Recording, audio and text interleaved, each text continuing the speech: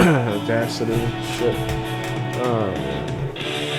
So, I don't know, I want to just keep talking, see if I find a topic that I can rest on after rambling on for a bit. I feel as though I want to talk about several things, but I can't choose on which one to settle. I'll just say what's on my mind so far. Basically, I'm thinking about the different things that people who debunk, or quote-unquote debunk, 9/11 truth claims, a lot of the fallacies they commit. I was thinking about making a video on that. I really want to write a paper on the difference between a static version of the self and a fluid version of the self. But before that, I would have to make also a video on what the fuck the self even is.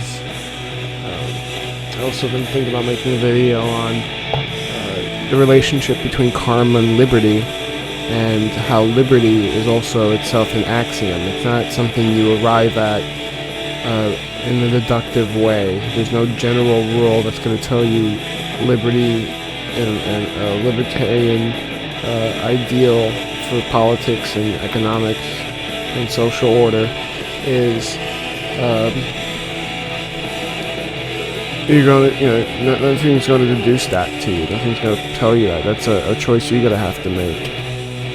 Just like most other things. I wanted to make also a video about empiricism. I've already made a video on how empiricism is an axiom, because there's no empirical fact for empiricism. But I've been thinking about making one where I talk about how empiricism as an axiom is very valuable, and argue for it on an opinion basis. So the same thing with liberty. I want to argue about it, not saying it's absolutely correct, but that I feel it's what would allow the most freedom. And I think people just like freedom innately. I don't think you need a specific, tangible reason for it. It's self-evident. Freedom is what people want and what they deserve. So I really, another thing I've been thinking of is the difference between validation and falsification, and how the latter is actually it's actually pretty good. So you can, trying to prove yourself wrong is more beneficial, and that's what smart people do. So when you think of an idea and you want to know if it's right, try to prove it wrong. I've been thinking about making a video of that and giving some examples. That'll probably be a short video, but I'll probably draw it out forever. I've been also thinking about making a video on drugs and behavior, and why anyone who's interested in behavior should be interested at least at some part into drugs, because of the fact that nothing else can modify behavior in such a reliable and efficient way. Just think of your cup of coffee. I've also been thinking of making short intro biopics where I just talk about some people that are very influential in my life, and some about their history. I'll probably just crib most of it from Wikipedia, but I think it's beneficial either way, because it can it's just moving the content to a different platform. And for one thing, I like it. For instance, instead of reading a book on George Washington and his life, I rather listen to it, and that's why audiobooks are so popular. So I figure, talking about some of these characters where normally you wouldn't find them normally you'd find them on Wikipedia or some other place, and instead just talking about them and moving it to YouTube. So someone who's just idly going through YouTube, who would much rather watch a video than open up a book, will watch that and get the same content that he would if he was rummaging through books. So that's one reason why I want to make those introductory bios, or those brief bios. I was also thinking about start making video responses. I feel like I don't want to get into that trap though that Joe Rogan talks about, where it's like a video response of a video response of a video response of it ad infinitum. So I want to find a way of doing it. I have the screen capture that that I've used before that's pretty good. It's in HD, so I'll think about doing that. Let's see. And also I want to do like reading out my essays from my blog, so when I write an article or something, I can just read it out loud on YouTube as another way of just moving the content around and making it easier for people to listen to.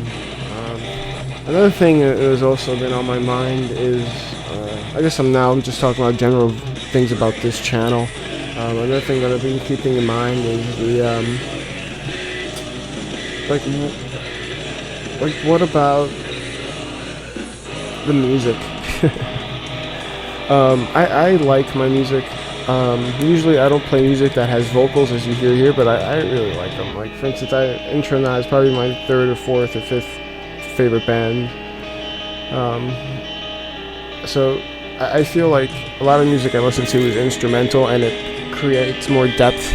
I always try to do it so the microphone, this guy right here, is never facing the computer speakers, and it's a cardioid. Fuck, I'm mispronouncing it, but it's basically the type of microphone that only records what's going on directly in front of it, as opposed to all directions or bi-directional or something. So it's basically it moves in only one direction. Cardioid, some shit like that. So you can hear my voice pretty clearly, so I think it just like adds to the atmosphere. I don't think I'm gonna take it out. I've had a couple of complaints, but that was only when the microphone was either of low quality or the music was too loud. So that's why I don't want to take away the music. And plus, I think it adds something interesting. It also has a way of sharing the obscure artists that I listen to and give them a platform. Maybe someone likes it and they can get another fan.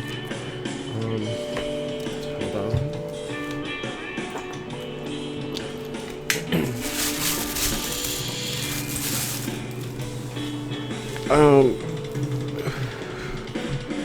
just want to share two quotes that I find pretty interesting. So interesting, in fact, I wrote them down on the board where I have all these other ideas for my channel. One is one that I came up with, and the other one is one that's been around for a long time, but I think sums up the libertarian ideal, but to a point. I'll share the latter first. So, everyone knows about the story of the Arab assassins that were all high on hash. Well, the leader of that group, Hassan,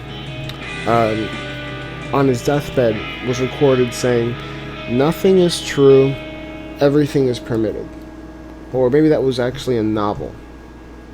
I mean, no, the character did exist, but I'm not sure if it just came from the novel on the historical figure or the historical figure actually said it. So that's up in the air. I should know that. But yeah, I feel like that totally sums up the libertarian ideal and the fact and why I think it is what should be, like my opinion on it. It basically, the idea that nothing is true doesn't mean that nothing has no meaning, but when it comes to ultimate meaning, not sufficient meaning, but ultimate meaning, right? The innateness, like what is this really like for itself, that kind of stuff. I don't think anyone could know beyond your own self what's good and what's true. So the only way to ensure a society where no one is able to impose their positive theses about life onto people, right? Because there can be negative theses, because the negative thesis allows room, but a positive thesis does not allow room, because it's telling you to. Maybe I should make a quick note. Positive meaning that there's content to a thesis as opposed to a negative thesis. So, for instance, a positive thesis would be like God exists and he requires you to do X, Y, and Z. A negative thesis instead would say what you should be doing is asking a question instead of an answer, maybe in response to someone else's thesis. So the idea is that what you contribute to the world in the negative thesis is a mode of checking the positive thesis and making sure it's in line with some kind of standard or some kind of a commonality. So the negative thesis would be things like don't hurt other people and do what you feel like doing, that kind of stuff, or follow your dreams, that kind of idea, where you're telling people to do something and people supply their own content. Where a positive thesis, you're not supplying, you're giving content to people. You're not letting them use their own content in the situation, or shaping their content. So so when it comes to positive thesis, I don't think anyone can give anyone else one, because we really don't know what's going on. Sure, maybe there's groups of people that may believe the same thing, or there's a book that says it that's really old, but I really don't think any of those things are sufficient to force any kind of positive belief on anyone else. Negative beliefs are good because they allow for positive beliefs which are not, or positive theses which aren't antagonistic or cause harm to others. It basically allows the flourishing of these different theses or points of view on the world or behavior or anything in particular, and so they can flourish and not have to interfere with each other outside of consenting interference, right? Basically what I define as when people say, oh, you can do what you want as long as you don't bother anyone else or hurt anyone else, I define that as you can do what you like as long as you don't impede the goals of other people, right? And so if someone is, you become an obstacle in someone's way to something, and it's not reasonable, where it's like maybe you're forcing that to be an obstacle, then that becomes a problem. But of course this works on a case-by-case basis. That's what courts are for. So the idea here is that positive theses and positive attitudes can only be can only be taken in by consent. So that nothing is true part of the quote, which is what we've been talking about this whole time, is what I think is sums it up. Just no positive theses. You just choose your own. So nothing is absolute. And then you have everything is permitted, which is more, much more overt in its connection to libertarianism, and the idea that you can do what you want. Of course, the person who first uttered this was not a libertarian in that sense, where he respected the liberty of other people. Instead, the person who uttered this quote was arguably a mass murderer, killer, sadistic person. So, with that said, we don't want to commit the fallacy of the genetic fallacy and say, well, because it comes from X, we can't accept Y, which is wrong. For instance, if you were someone trying to learn how to arouse a crowd with public speaking, it may be worthwhile to learn a little bit of Hitler's technique. That doesn't mean you take on Nazism, but what it means, though, is that you can adopt some of the mannerisms which made him popular as a speaker, as opposed to a political figure, right? You can isolate that and take what's good and leave out the rest, like a filter, right? So, I don't believe that genetic fallacy. So just because this came from someone that was a mass murderer killer, we have to just throw it out. Of course not. Now, the second quote was the one I came up with. Was, I get into these really trippy states. I don't have a lot of psychedelic experiences like I used to. I have nothing against them, and I want more of them.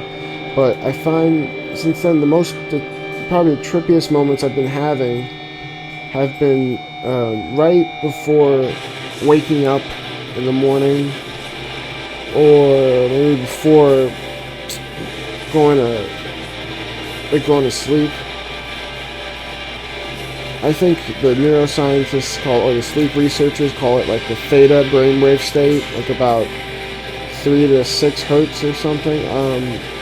Not delta, because that's deep sleep, but theta. And in this state, I'm paralyzed and stuff, but it doesn't bother me. I think other people are bothered by it. I just, whatever, I'm just more interested in what I'm listening to than the freaking out on the fact I can't move. I mean, I am sleeping and I feel comfortable anyway, so it's like, why would I want to move? Whatever. But so,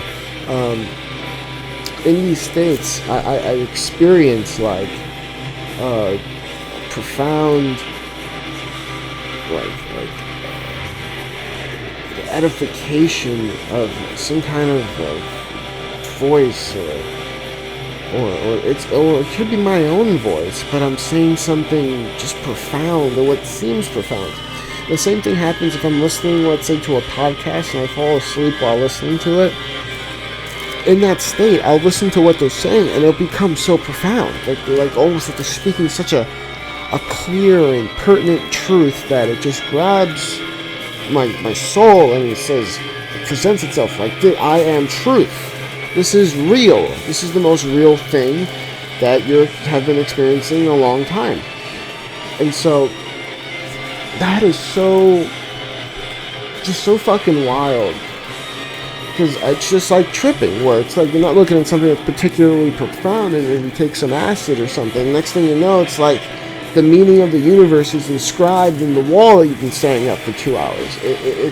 It's an amazing thing, because it allows you to see the mystical and the divine within the mundane, which is what all these religions and spiritual paths talk about. It's getting to a state where you can see the beauty in everyday little things, and that this brings you the joy and happiness you've been seeking for your whole life, right?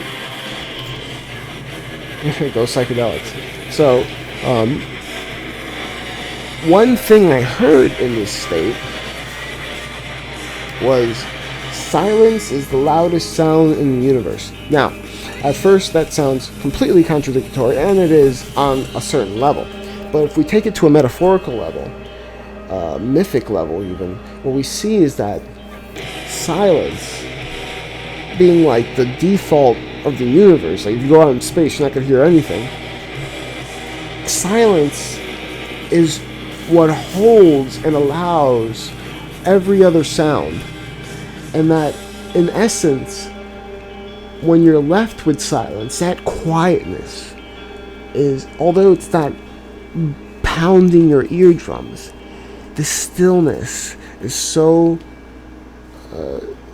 it's so vast and able to just reach across everything and sit itself inside you and without you, and connecting you to everything, and you feel either terrified or in bliss. And that silence is what really exists beyond everything. It's what will be here. You know, every sound comes and it goes, and it's, you know, here's one sound, here's another sound, but it all comes and leaves, and comes and leaves. Yet the silence remains, and it remains the whole time. So, you know, let's make a quick metaphor. It could be like the silence is like the ambient consciousness, and the words and noises and other sounds that come out of the silence or within the silence are like concentrations of consciousness that are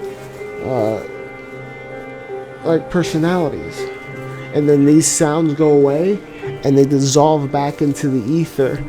But there's no personality in the ether, but there's at least a rudimentary stillness that exists within the sound that comes out of the silence. But when it goes back, it becomes distilled, and the purest form of it remains, which is the silence that allowed it to be what it allowed it to become in the first place. So, silence is the loudest sound in the universe, because it is what allows all other sounds. It is what will be remaining when sounds, before sounds, and when they leave. They'll be the only one remaining. And yet you can hear silence. Tell me now you've never been in a very silent room where normally you're inundated with noises all around you, especially if you live in an urban environment. And tell me that you have come into a silent space and not found it absolutely strange. Not even a humming from an electrical device, not even pipes, not even wood creaking, just pure silence. Like going into an isolation tank. What do you find? It's loud. Because it presents itself to you. Everything is magnified. Everything is magnified. And what is that magnification? It's the silence. That's what makes it so loud. It magnifies. So yeah, those are two. I heard that in my sleep. And in that theta brainwave state. Oh, it's absolutely amazing. Lucid dreaming is also amazing. It's kind of hard for me to do it consistently or for a long period of time. Usually when I reach a lucid state, I lose it, or I wake up. I start to feel my body in bed, which is such a bummer.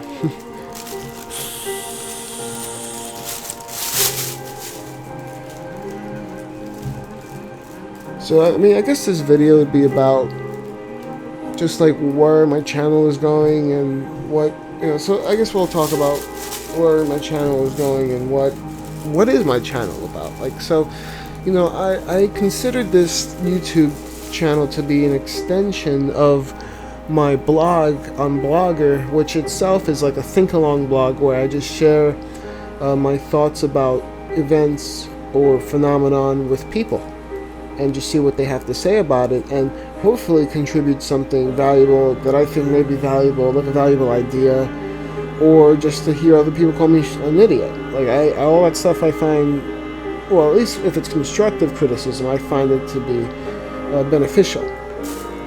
So, but I don't really have a cohesive theme. I mean, there's some commonalities. I usually do microphone talking, one long session, no cut takes. I do very little editing, if you want to even call what I do editing, like the most minimal editing I can even do. I mean, I can't even call it editing. It's just putting a picture onto audio and throwing it on YouTube. Is that even editing? So there are some commonalities. There are things that are recurrent, but it's not the content itself in the channel. So, for my my blog, I made a few points as to tie things all up together. I said, for one, recurrent themes are irony and paradox, and for topics that are discussed are legalization of drugs, revamping of the educational system, and looking at facts and values and seeing the relationship with each other, seeing where they overlap, and looking at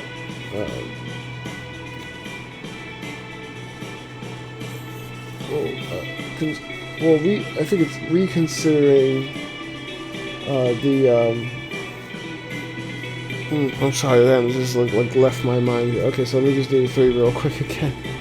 So first one is legalization of drugs. Second one is education system, it's revamping. Oh, now I remember. And then the third one is taxes, values, and the relationship. And the final one is human evolution and cultural evolution, and where's it going. But my YouTube videos have been somewhat different than that, and now it's making my blog different because I post my YouTube videos on my blog. So I basically think that this is a kind of think-along blog, and or now it's a think-along vlog. And so, in the spirit of Terence McKenna, I just want to share ideas with people, pass it through them, and see what comes up. I have a lot of experiences, some more psychedelic than others, and I feel like I get a lot of ideas. And here's an outlet for myself to share these ideas with people. And like I said, I'm not trying to sell them as much as I'm trying to share them. I don't think they're really worth anything. Perhaps, I mean, maybe one day they would be worth something after I get my shit together, but at the moment, I don't really think they're worth enough for me to say, you must believe this, or check this out, this is great. Instead, I want to say, look, you might find this interesting, and just let me know what you think about it. So, basically, this channel is just that. It's for me to share my ideas. Now, what are themes in my ideas lately? Well, one thing that's been on my mind lately is feminism.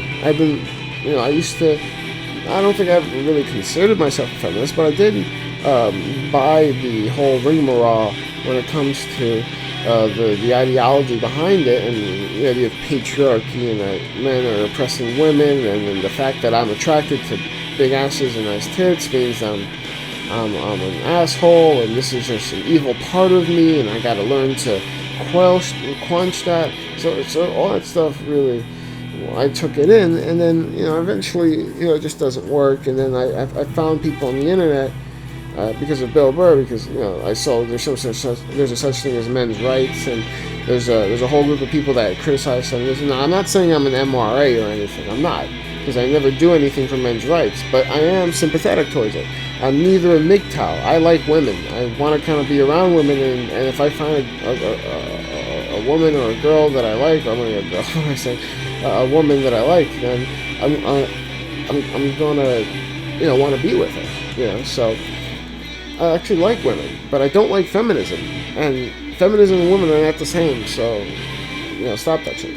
Another thing I've been thinking about a lot for a few years, and I am an activist towards it, but I haven't been doing it on the internet, is 9/11 activism. I do believe that there are factions within the U.S. government, and many people outside the U.S. government, but within corporations, not Muslim extremists, who most likely, or for sure, brought down the three towers and allowed terrorists, or even coached them to attack us. Now, before you start throwing stuff at your screen or considering me a tinfoil hat-wearing lunatic, there's a lot of evidence to suggest that this is the case. I didn't come to this because someone told me it and I was like, oh, that's a cool idea, let me just adopt it. No, I didn't do that. What I did was I fucking heard this, and then I was presented with the evidence for it. And then I said, fuck, data says one thing, but my opinion says another. Either I'm going to have cognitive dissonance, or I'm going to accept fact and turn my opinion into that. And so what I find is buildings can't come down like that due to office fires, even with jet fuel and plane impacts. They can't come down like that. It's impossible. I'm not saying that. Physicists, engineers, and architects are saying that. Another thing is all the stuff that happened before and after 9/11 in terms of intelligence, and the fact that there were FBI agents blowing whistles saying that they were informing higher ups about the potential of an attack, and that people were trying to fly planes without landing them or get into this country, and there was intercepting talks about the plane plan, or was it the planes what was it the planes, not the planes theory, the planes plan or something. That's too much of an alliteration, that wouldn't be it. But the planes attack, like that was all being talked about. Even everyone knows about the August 6th memo that reached Bush when he was in Camp David, telling him that there's an attack imminent from Osama bin Laden to the U.S., and they didn't do anything. So we need to understand that there's a lot that we're not told about 9/11, and if we were told about 9/11, we would reach this conclusion as well. Everyone that I've ever talked to about this that's against it is always highly misinformed. It's not that they know more, it's that they actually know a lot less. So one thing I thought about doing is not talking about the evidence for 9/11, because so many other people do it so much better than I would. What I want to do instead is talk about what debunkers do, people who call themselves debunkers, quote unquote, and try to debunk them by showing that how fallacious their arguments are. And I already said that before in this video. Another thing would be, I'd say, another thing that would be on my mind is,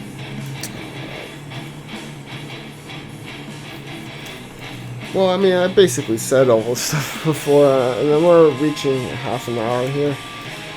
I don't know, I just wanted to talk for a while and stuff. This wasn't really going well. I just want to know where this channel is going, but I guess I know. So it's a think-along thing, and I'm going to talk about several topics that will emerge over time, but it's basically I have ideas that I want to share with people that I think challenge your sense of the ordinary. I think my ideas, that's what it does.